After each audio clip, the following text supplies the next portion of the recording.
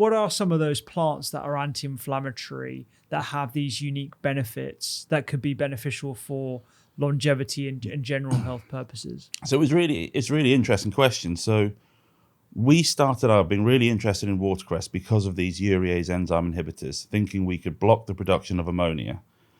But watercress is part of the brassica family. Mm-hmm. So brassica family have things like mustard seed, wasabi, and typically these peppery plants, as well as broccoli, which is in there but isn't peppery. And what's interesting about them is they all have a bit of a defense mechanism, where when you crush them, you'll know that when you chew watercress or chew wasabi, you get a really peppery taste. Yeah. That's a conversion of a group of compounds called glucosinolates, which just sit in one part of the plant. They get mixed with an enzyme called myrosinase, and it makes these anti-inflammatory compounds called isothiocyanates.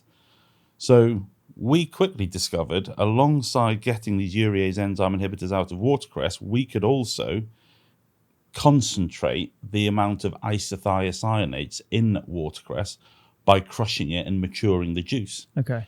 So what we had to do is build and commission our own biorefinery to be able to upregulate watercress's production of these really interesting anti-inflammatory compounds, so that our watercress extract not only blocked the ammonia, but potentially was protective to the skin. And we know that there's lots of research going on with isothiocyanates currently. So if you have a look in the literature, they're really promising anti-inflammatory compounds that could be used for a whole range of things, from inflammatory bowel disease, skin conditions. There's even been implications in their use in Alzheimer's, reducing oxidative stress in the body, which obviously can lead to damaging consequences down the line. And the other interesting thing is the particular isothiocyanate that watercress makes, which is called PEITC, is really good at mopping up ammonia. So the third benefit to us in having this as a potential treatment for nappy rash is any stale urine which is there, which already has ammonia, will react with the isothiocyanates and effectively detoxify it. And the secondary benefit of that is we get rid of the smell. So we're hopeful that we can continue to develop our extract into something which not only prevents the skin damage, and typically, the population who are affected by this, often frail, older adults or babies. They're a vulnerable population. This rash can be really uncomfortable. We're not only protecting the skin, but potentially also alleviating that smell, which for adults can be embarrassing. And obviously for anyone who's changed a nappy, it's not, that ammonia really gets to the back of your nose and you can smell it. So it's really exciting for us. Yeah. And if we just sit with the brassica vegetable sort of array for a moment. So we know that it has these isothiocyanates, this collection of anti-inflammatory compounds. Are there any ways in which we can benefit from those foods simply by eating them?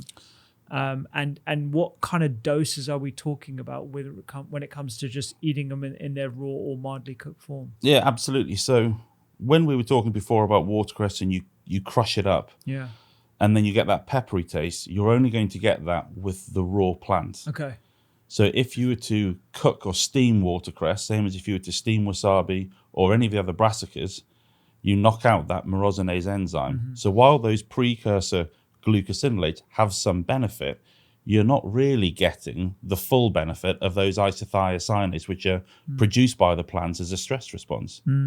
So this comes back to this idea that actually, if you overcook vegetables, you take a lot of the nutrition out. This is perhaps one of those examples where that's the case, where just eating it in its native raw form means you're activating lots of different plant pathways, which the plant uses as a protective mechanism, but which actually also benefit us internally as well. We know that a cup full of watercress, which is about a third of a bag, has huge benefits when you ingest it. Okay. And it's the same for the other brassicas as well. These leafy greens are superbly good for you internally. And the worry is we get too used to just cooking everything.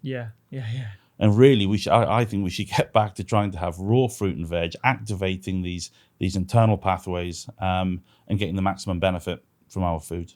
And you're sort of setting a precedent here for the preparation of watercress in this manner. Like there's topical preparations, but I can imagine there's the potential for doing similar things with other members of the brassica family, whether it's cabbage or broccoli broccoli sprouts, for example. Well, absolutely. So as I mentioned, the isothiocyanate that watercress produces is called PEITC, phenylethyl isothiocyanate. It happens to be really good at being an anti-inflammatory agent, has some antibacterial properties, and one of the things that's being looked at now is its role in regulating skin cancers. So one of the groups we've been working with have shown it can act as what's called an epigenetic regulator. Okay.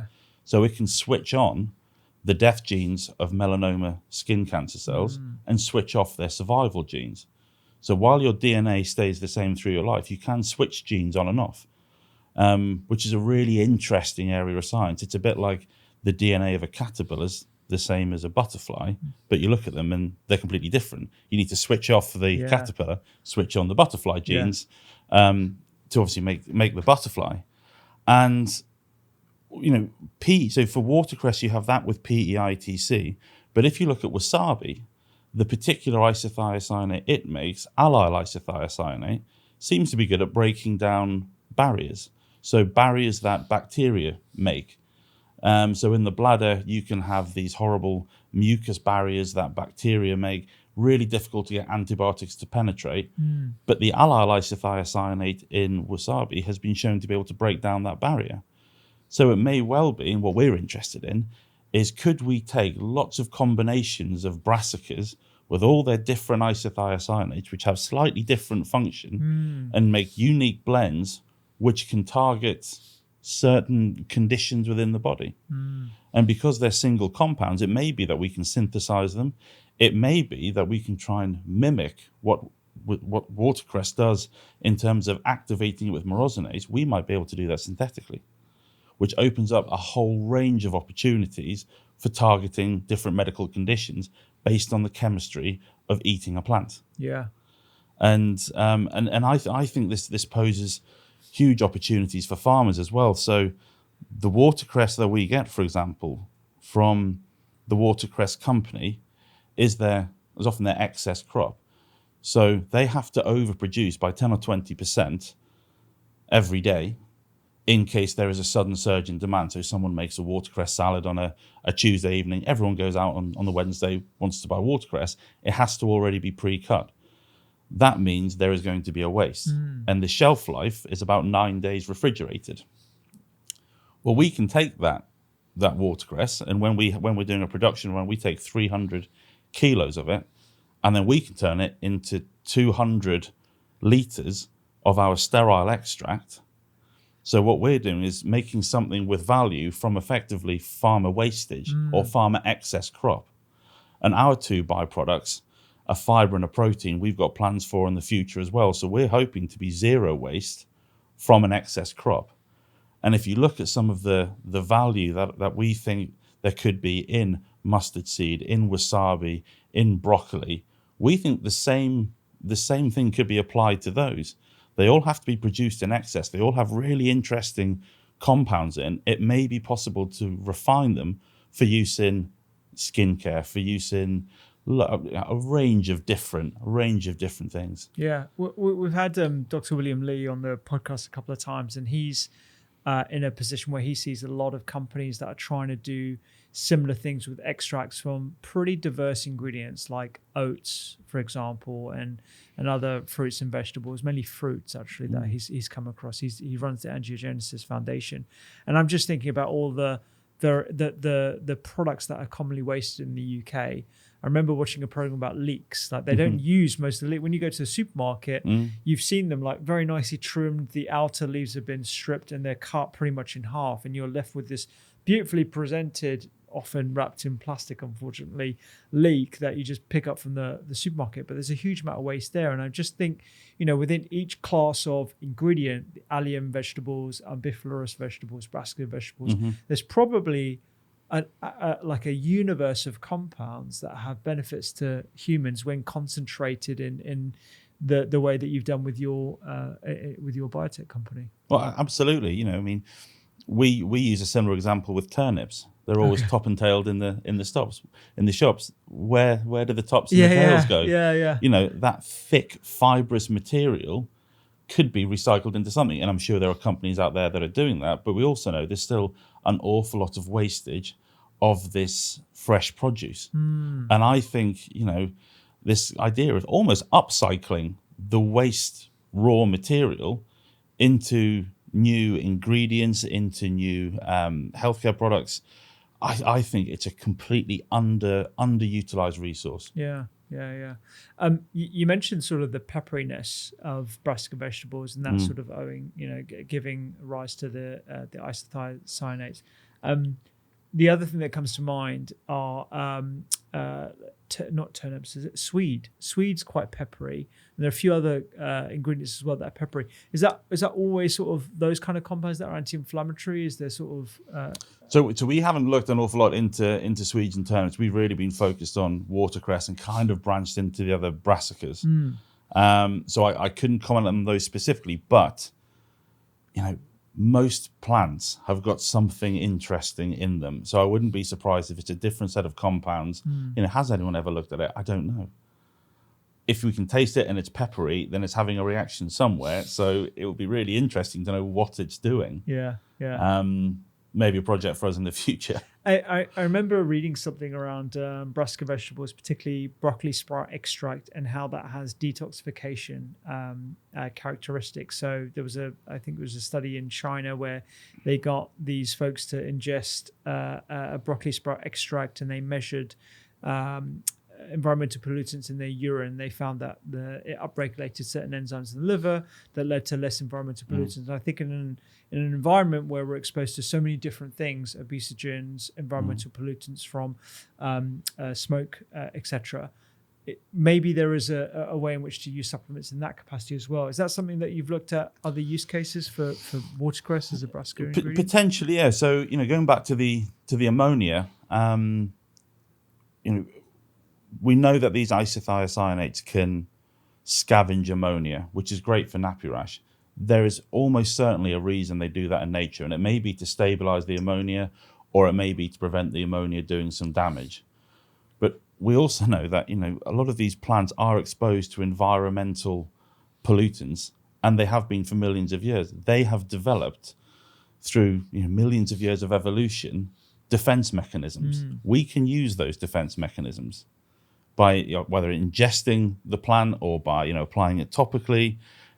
I don't think there's any surprise at all that by ingesting some of these raw plants, particularly brassicas with their flavonoids, polyphenols, things known to be antioxidant, they will protect us in the same way that they've probably been upregulated in the plant to protect them over such a long period of time. Yeah.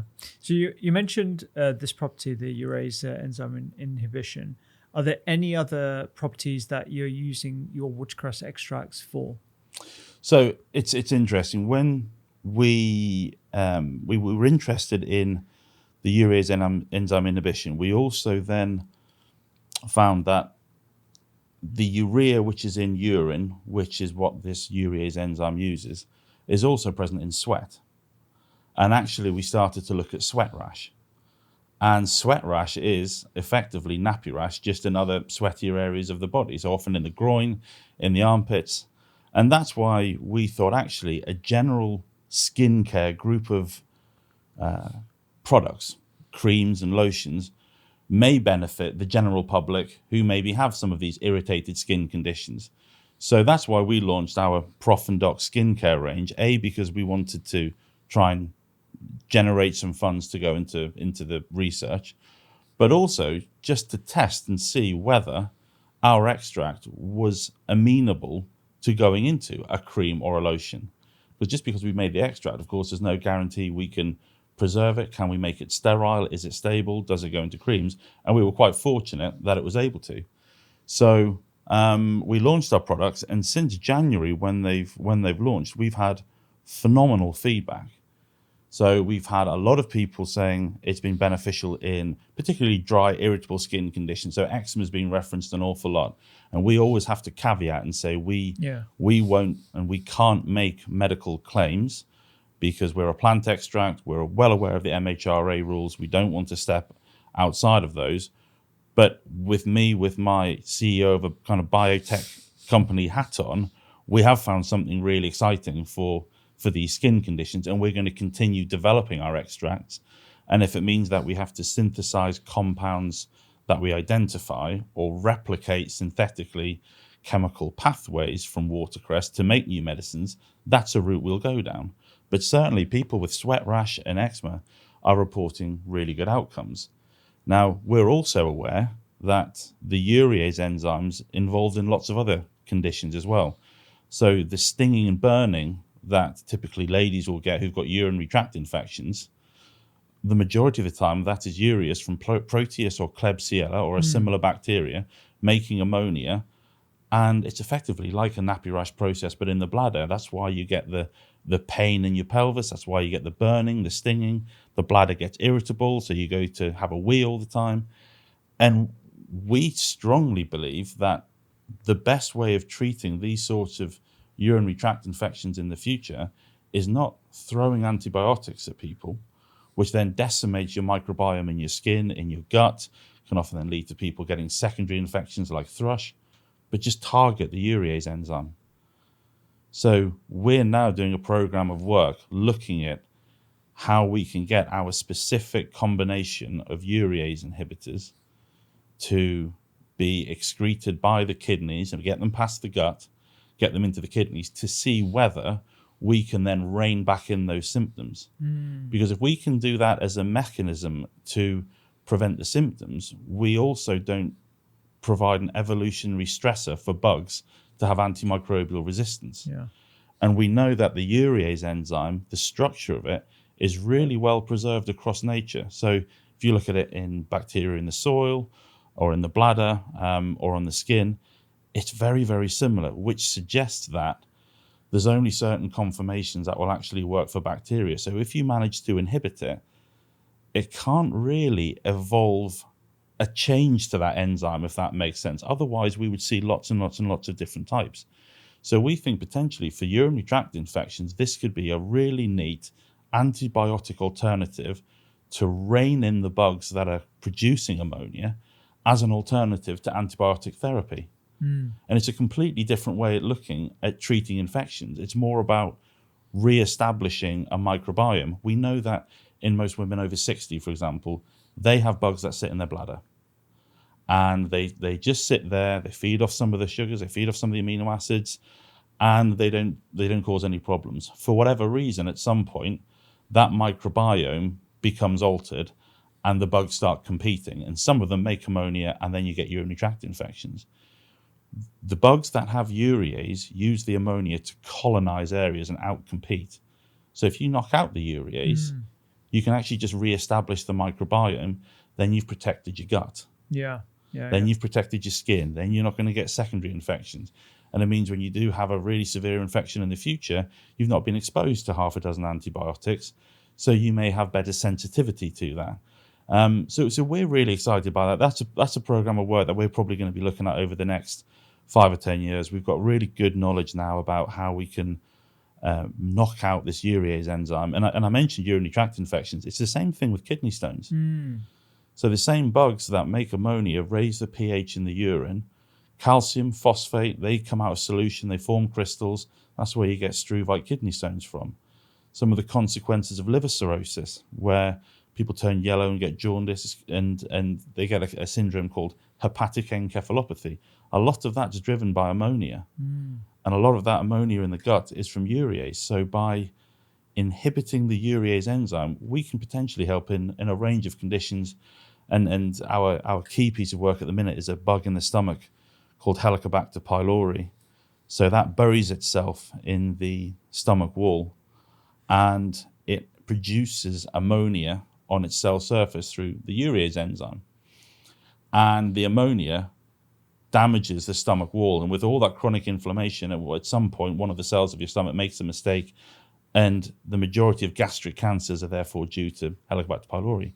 We can knock out the urease. So we've shown in a broth of sort of stomach acid resembling broth You put our watercress extract in, it can't make ammonia. The acid therefore kills the cells. So for us, we're really excited that this idea of starting with nappy rash is just going to open the door to all these other urease-driven conditions. And with Helicobacter pylori, if we can effectively inhibit it, it's responsible currently for 85 million cases of gastric cancer every year. So we could have huge effects in the future, and that's just around urease. You take the separate story of the isothiocyanates, their anti-inflammatory function, and the literature which is coming out. We think we're kind of at the tip of the iceberg of new medicine, new antibiotic alternative discoveries, which could be revolutionary. I mean, that's what we're striving for, and it does sound a little bit far-fetched, and we recognise it does, but we have come a long way in the last few years. And actually, you look where most antibiotics and most medicines came from. It's plants. Plants, yeah. I know. It's almost like you've got the pharmaceutical world, which is synthetic, but it has the origins in plants, and you have the phytoceutical world, which is something that you could probably classes into, right? Like phyto being the chemicals you find in plants. One of the sort of pushbacks I get whenever I talk about this sort of area of future medicines is it's okay if you can replicate that in a model and then pour over an extract that you've isolated from an ingredient or whatever. But how do you deliver that to the point where it's actually going to be useful in the body? So if we use the example of a UTI where you have a bacteria that's sort of attached to the wall that's causing all the inflammation, etc., what sort of delivery mechanism would you postulate using watercress extract would manage to get to the bladder, the area where it could potentially have that effect? Well, that's sort of what we're looking at now, and that's where the next step of the puzzle for us really lies. So we know that a lot of compounds are going to be modified or destroyed or changed into other things when you swallow them because of the acidity of the stomach and all the other bacteria that are in there and all the thousands, millions of chemical reactions happening in the gut. So you think, well, how do we get something through the gut, then past the liver, then keep it in the bloodstream, then it has to be excreted by the kidneys, and then all of a sudden kind of jump into action? Sure, yeah. That's the bit which we need to try and understand. Yeah. But we're fortunate that there are various urease inhibitors in watercress, so there's going to be a little bit of trial and error here around testing things, and there are novel delivery mechanisms that we're looking at, so you can skip parts of the body quite effectively, and it's part of the game. We just have to do it one step at a time. How do we get it absorbed into the bloodstream past the liver? First step. Okay, it's in there. How do we get it past the kidneys? Then how do we get it past the kidneys in sufficient concentration to have an effect? Will it even have an effect? We don't know. Just a quick one. If you're enjoying this content, you will love my mini series on inflammation. I go through the different types of foods that you should be having, what inflammation actually is, plus lifestyle practices to reduce inflammation. You can get it for free right now in the link in the caption below. Back to the podcast. Maybe even the first step is looking at the really extreme cases where you've got some people who have chronic pain.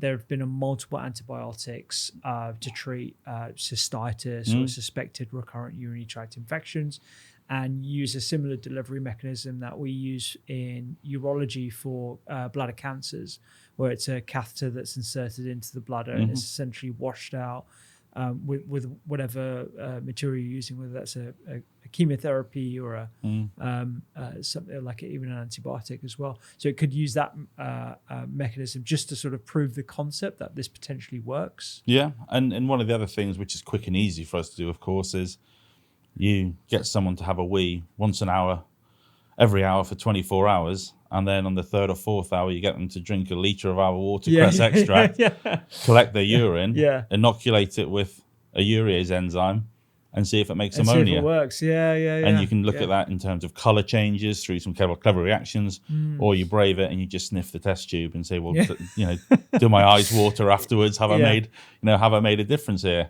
And it sounds really daft, and I know it does, but something like that proves you have then caused urease inhibiting activity in the urine, that's pretty impressive if you can do that. So, as I say, we're doing a program of work with that at the minute, and it's looking promising. Yeah, that's all I can really say. But before I talk about any other sort of use cases, particularly within beauty, I want to talk a bit about the other sort of byproduct of watercress waste. So you're using it as an extract, and then you mentioned two other things: fiber and protein. Yeah. So what kind of fibers are we talking about within watercress? Yeah. So when we take the watercress, we take about 300 kilos. So we've got international patents pending for the production process, composition, and the usage of our final extract. So one of the key things we need to do is activate this myrosinase enzyme. So we have a period where we're macerating up the cells to make these isothiocyanates, and then we are getting all the juice out of watercress. So we're left with a raw, stringy watercress fiber. Now, we're aware from, say, the apple juice industry that once they've pressed the apples, you're left with, I think it's called the coppice of the apple, and that can be sold as a fiber. Well, when we start generating in bulk, we're going to be able to use that fiber either as a dietary fiber supplement, or potentially with the push towards biodegradable wet wipes, it will lend itself to being woven into some of these bamboo and other plant wipes. Okay, which may be where the top and tails of the turnips could potentially end up with biodegradable wipes, and you just kind of put all your fibrous waste material in, and you can make sanitary products out of them. The other option is bioplastics. So the fiber does lend itself to conversion into bioplastics. So one of our pipe dreams is perhaps the lids of our products can be made by the fiber. And then, the lid could have a oak tree seed in, or no, it's probably too big, but have something in that you can, dispose of and grow something from it. So the fiber is really interesting, really nutritious as well. So we're looking at that as a dietary fiber supplement. And one of the key eureka moments that we had when we were trying to make an extract is when we take the watercress juice and we heat it, it actually curdles. Okay. So we don't know of any other juice which curdles on heating, and it's because of the really high protein content in the juice. So this protein just kind of comes together as a big globby unit and floats on the top. And when we've sent that off to be analysed, it's a fantastic protein source. So the percentage of amino acids, which are the essential amino acids, which you need to take on board so you can't just make them in your gut, are far higher than most other plant protein sources, and actually more resembles an animal protein. So for vegans, for example, who don't take in animal or dairy proteins, this could be a complete protein in their diet. The problem we have at the minute is it's about 1% of the starting mass of watercress. Right. So we're going to have to be shifting an awful lot of watercress and doing an awful lot of processing before it becomes viable. But once we start, hopefully in the next couple of years, selling our extract in bulk or collaborating with wet wipe manufacturers or nappy manufacturers, continence care companies, that sort of thing, we will probably be able to produce that in sufficient volume that it will be available as a watercress protein powder. And our real dream is that we can sell the fiber and sell the protein, and we've got the extract, and that's about 70% of the starting weight of watercress, and that means we'll be zero waste from an excess crop. Yeah. And the other nice part of it is, if you look at the watercress company, they have their excess crop, which is in the bag, which looks very nice, and we know it from salads, but they've got other non-saleable crops which we might be able to use. So right now we're in the growing period for them. We're having good British watercress. In the winter, some of the production switches over to Spain, purely because the watercress that would grow in the beds in the UK is still edible, but it's a bit thicker, it's a bit more hardy, and it doesn't have the classic watercress appearance, so it gets rejected. Actually, because it grows in harsher environments, we showed it's higher in urease inhibitors because it hasn't got the protein source. It's a harsher environment. So that winter watercress, which currently just gets scrapped, that could be our nappy rash watercress. And then in the summer, if we've had a good summer for growing watercress this year, we've had lots of good weather and we've had lots of rain. So some of the watercress is left to flower because the crop isn't needed. Now, the flowering watercress you can eat. But again, the shops won't take it because there is a picture of what watercress should look like. So what we know now is that the flowers have got more of these glucosinolates in, which are the precursors to those isothiocyanates. So we could come along and take the top 4 or 5 inches off that watercress, have all the flowers, and then we have a super isothiocyanate-rich extract, which is potentially going to have higher anti-inflammatory properties. So that might be our, let's say, hopefully in the future, if we can get a license, eczema product, or should we say, for safety, our dry, irritated skin extract. So it may be that there's 3 or 4 different stages throughout the year where we can target watercress based on how it inherently changes its chemistry to make for us to make it for different uses. And all those are currently excess crops as well. So we think there's a really, really nice story here, ecological story around using these, not just excess crops, but the sort of non-used streams as well. For interesting products. I love the sort of the life cycle story to this as well. And when you were talking about the ingredient curdling, it just sort of reminded me of the story behind whey protein and a lot of these protein supplement companies, because that was, I think, the runoff of cheese making, where it was the milk whey that was basically being discarded, and somebody had the bright idea of actually supplementing or putting that into a supplemental form after powdering it, and selling that into the protein market. I mean, and to the fitness market. I mean, there's when I think about vegan protein sources, particularly the supplements available, I think of corn, rice, pea, soy. These are known as some of the best sources. I would have never put watercress up there, No, well, we wouldn't, and we discovered it by accident. So 5 or 6 years ago, we just thought, well, I wonder if we can just make a watercress juice. And if we're going to make a watercress juice, it needs to be sterilized, so we'll heat it. So we actually took it to a drinks manufacturer who heated it and said, I can't use that, it's curdling. And we thought, everything's over, we've ruined, everything's ruined, nothing works. And then some bright spark, and I said, well, hang on a second, doesn't that mean you've taken out the protein? And then when we had a look, that's exactly what had happened. One of the things we're now interested in is whether we can get this protein out in its native form. Because it curdles, it might be a good egg alternative in cooking. If you think about scrambled egg, it all comes together and it binds ingredients. If you watch our watercress juice, when it's heated, it does exactly the same thing. We end up with bright green scrambled egg. Oh my God. So, it may not have the exact gelling properties, and we don't quite know how we would get it out in its native form. But if we can, and it's another project for us to look at, it may well be a nice vegan alternative to egg. Does it taste watercressy? I'm going to politely say it tastes earthy. Okay, yeah. I can imagine that's what I'd imagine it tasted like. To be honest, I wonder if there are other sort of juices made of singular vegetable ingredients that you could heat up and see if they curdle. Or is there an indication in the profile of watercress, even in its raw form, that it could be a protein source if you took it through those processing steps? I don't think there's anything that would have suggested this would have happened to watercress. Okay. We might be able to discover how we could predict it, but we just had no idea. It was a completely new finding, and when we had to look through it, it's actually gone into our patent. It's something that no one had ever seen before. And it was totally unexpected. But it would be interesting to know, are there other juices out there which would curdle? So you can get a protein extract and then a non-protein extract, which could go into other things, possibly. Yeah. Forgive my ignorance on the trial side of things, but let's say you wanted to demonstrate watercress extract in a lotion or serum as having anti-eczema or anti-dermatitis properties.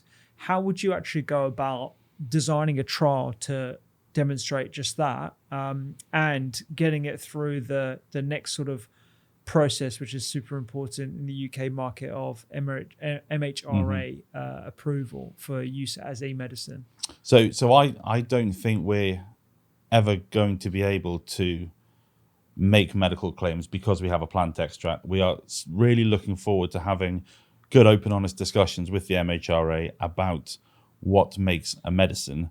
And just to clarify, the MHRA that we're referring to is the Medical Health and Regulations Authority. Yeah, Medicines and Healthcare Regulatory Authority, absolutely. So they set the rules around what claims people can make, and if you make false claims, a little bit like trading standards, they're the ones who'll tell you off. So for them, they will say a plant extract cannot be a medicine, and they say that because there are too many components in a plant extract to know what the mechanism of action is. And they will also say because you can't replicate the extract perfectly every time, so you don't have the purity.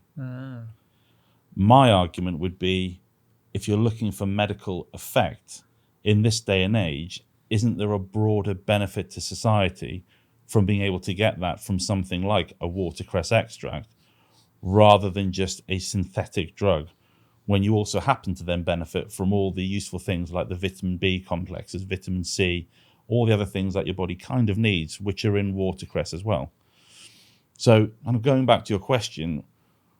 And sorry, just on that point about mechanism of action, I think there's been a lot of discussion, particularly around antidepressants, about the actual proposed mechanism of action. I don't think people have confidence now in the chemical imbalance theory. I think that's been disproven, but how exactly antidepressants are working, I think is unknown. Yeah. And a lot of people are honest about that now, but that doesn't mean that we take it off the market because we don't understand the mechanism of action. We know it has an effect. So I think that's a bit of a rebuttal. I would agree with you. And I think when these rules were established, which I might be wrong, I think it was around the 70s, there was very little knowledge of the skin microbiome. So, everything was based on the direct interaction with human cells. Well, for anything topical on the skin, you've got millions of bacteria, you've got viruses, you've got fungi that just live on your skin. They are having reactions with whatever you put on your skin. So it's impossible to say what the mechanism of action is because there's so many different species. And my microbiome on my elbow will be different to in the groin. And, you and I will have different microbiomes ourselves. It's almost like your own individual passport, what your microbiome is. So I think those rules are a little bit archaic, really. So we have to stay on the side of being a cosmetic. So the broadest claims that we hope we're going to be able to substantiate, and we're doing a fundraiser at the minute, we are hoping to start this work back end of the year, is to be able to say soothing and helps to reduce irritation and suitable for skin prone to eczema. So there's actually a company we work with, ADS Laboratories in South Devon. They are our responsible officer. So they are a formulation chemistry company for the cosmetic industry. So they can do the trials which will substantiate those claims. So we have them for the extract. We now just need to do them for our individual products. So the barrier cream, the spray, and the serum as well. Okay. And for now, that's where we'll probably stop until we get to the point where we've got more evidence that we've got really good, compelling reason to spend the money to synthesize the compounds and then go after proper drug discovery routes, which of course will be very expensive, and we'll have lots of probably other people looking over our shoulders, but we can see a clear pathway to do it. So for now, this is still very much proof of concept, and we're hoping to improve the extract all the time, looking at this flowering crop, looking at the overwintered crop, but stay very much within the confines of being a cosmetic. But I still want to be able to talk about the science, which is a very difficult line to tread, because I think the science is important. And I think we should be allowed to talk about science and not just go to conferences and hide away and show someone your poster, but then not tell someone in the public what you're doing. So I think it's important we talk about the science. And with your sort of scientist hat on, if you were to hypothesize as to why this might have an effect on dermatitis, let's say, what would be the mechanism of action that you would think is most promising? We've talked about urease inhibition, but so if you take so let's take some forms of eczema. So eczema, as you know, is a bit of an umbrella term. There's various mechanisms of dysfunction at play. But we know that these isothiocyanates, so again, it all comes back to these peppery compounds, they react with toll-like receptors and something called the NRF2 pathway, which is involved in the regulation of itch. Mm-hmm. And Paul, my co-founder, his subspecialty is inflammation. So actually, he's well aware of how these isothiocyanates can kind of be involved in the cascade of reactions that cause the redness and the itch. And in for a lot of people who get flexural eczema, there is a thought that some of that may well be due to urease-driven pneumonia, the same way as you get the sweat rash. So not only can we stop that ammonia, but you then preserve urea. Urea itself is what we call hygroscopic, so it absorbs water, which is why we often see 5% urea creams being used as moisturizers. Urea is really good at retaining water. So by having a urease inhibitor, kind of makes sense that you can hold on to more urea and therefore hydrate your skin. Plus the fact, with our barrier cream, we've worked hard to make a non-petroleum-based jelly barrier using waxes and butters to, again, trap in that moisture. And we've got absolutely no doubt there will be other mechanisms that we haven't understood yet. The isothiocyanate mechanism and the urea preservation mechanism, two really plausible ones. We're sure there's going to be more, and we just haven't discovered them yet. So again, part of our work going forward is to do more in-depth chemical analysis of our extract and of extracts in flowering watercress, winter watercress, watercress in Spain, and just look at how that composition changes and just see if we get any clues as to some of these other mechanisms which may be responsible for the benefit we're having in skin. What I tend to see in the market these days is a sort of a natural attraction to plant-based, whether it's the spray that you wipe down your kitchen worktop with, or you have like shampoos with different types of plants and that kind of stuff. What separates your company from those? Because I feel, particularly when I look at the ingredients of those products, there's a whole long list of preservatives and all this extra stuff, and very minimal extract. Whereas I look at yours and it's like, 85-90% extract. So it's mainly the extract. So what's going on there? Yeah. So when you see a lot of the things which say contains, essence of something. Yeah. A lot of the time, there's no evidence that essence of that plant does anything. Okay. But people look at it and go, "Ooh, yeah, that sounds Even I nice." do. A bit in full disclosure. I look at something that has like clove in it, or like a little flower. Yeah. I'm like, oh, natural. Yeah, that'll be great. Yeah. But typically, the inclusion's at 0.5 to 1%. Okay. Yeah. So 99 to 99.5% of it is not that plant. When we were doing our testing of our extract, we found that a dilution down to 10%, so 1 in 10 dilution, was about 80% as effective on the skin as the whole extract. Okay. So this was one of the things that was really exciting for us, because then it meant the other 90% could be a carrier. It could be a cream, it could be a barrier cream, it could be a spray. So if you look at our cream, our barrier cream and our spray, that has the extract in at 10%. And we were absolutely adamant that we wanted to keep it in at 10% because that's what the science said worked. 5% could have a good effect, but we had the opportunity to put it in at 10%, so we've really stuck with it. Yeah. Obviously, people have an expectation when they buy a cream that it looks like a cream, it feels like a cream. So we have had to put in, the classic ingredients of a cream, but we do have a far higher plant-based content than the vast majority of cosmetic products on the market with bioactive activity. Our serum, when you were talking about 85%, so our serum is just our extract with xanthan gum and plant-based glycerin and the preservative. So it's 93% watercress extract. So when you smell it, you get a kind of sweet, appley smell. That's just the watercress. We don't add any fragrances. We don't add any colors. It's going to vary in color. It's going to vary in fragrance batch to batch. But we wanted to give people the opportunity just to have our extract. It was too runny just to sell on its own, so we had to thicken it up a little bit. But it's the highest plant-based content of anything available on the market as far as we're aware, unless you go and make your own juice. And we have to put a preservative in, like any juice or vegetable matter. It has sugars in, it has amino acids in, it has things in that bugs like. So we've got as mild a preservative as we can, which is in at 1%. But really, we see the standout of our products in that it's based on science, real professor, real doctor. I'm still a GP, Paul's still a professor. And, the bioactivity is proven. We have the data, and we're continuing to do the research to try and refine it and improve it all the time as well. Yeah, we talked about the potential mechanisms of action for eczema. Within the beauty industry, limited knowledge here, but my wife tells me that the reason why she spends so much money on these serums that, in full disclosure, I also steal, I use. It's skin plumping, it's collagen boosting. It has an effect on certain elements of the skin that can improve appearance.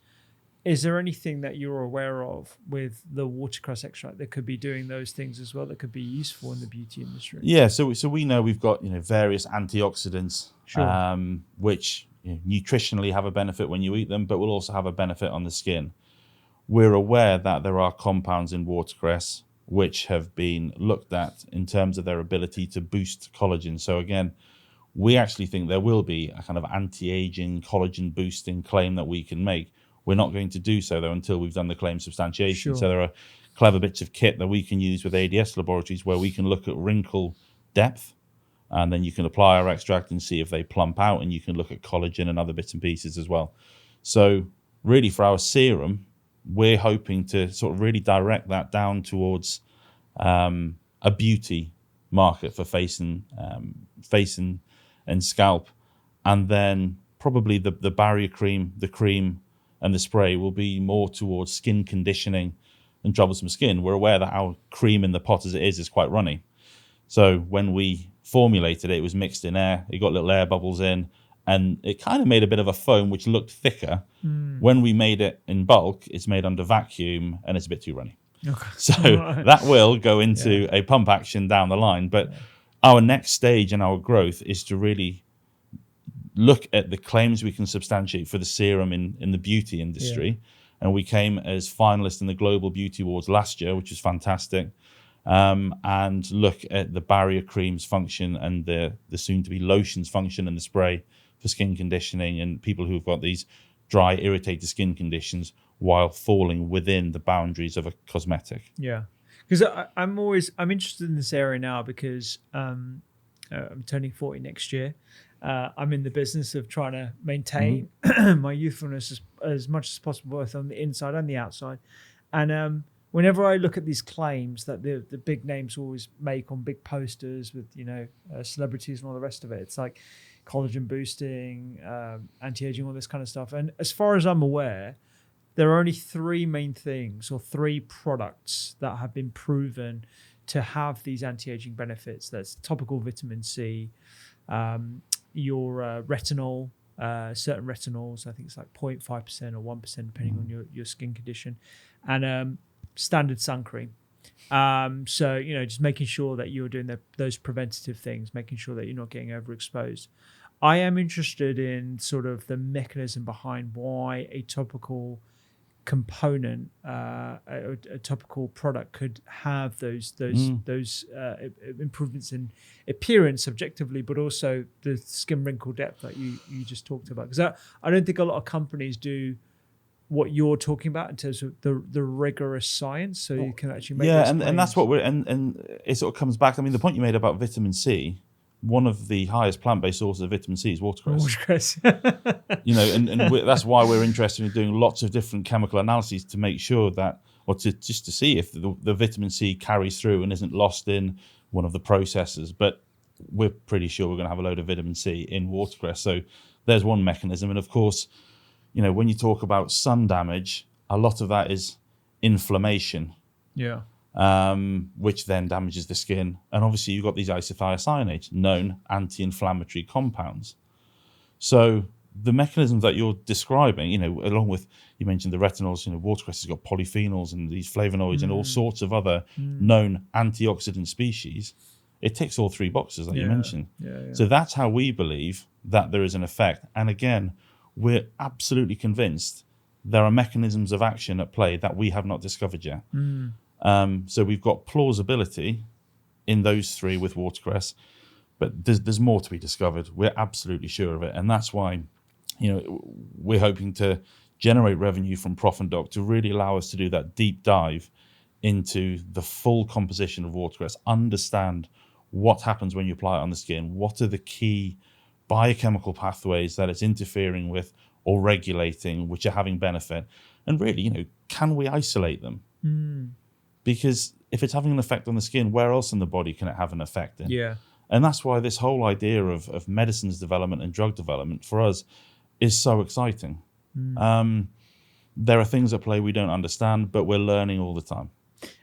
So watercress is your favorite toy at the moment, right? If I was to come over and I say, look, you can't, watercress is off the table. I'm going to take all these toys away. You're not allowed to play around with watercress or actually anything in the brassica family.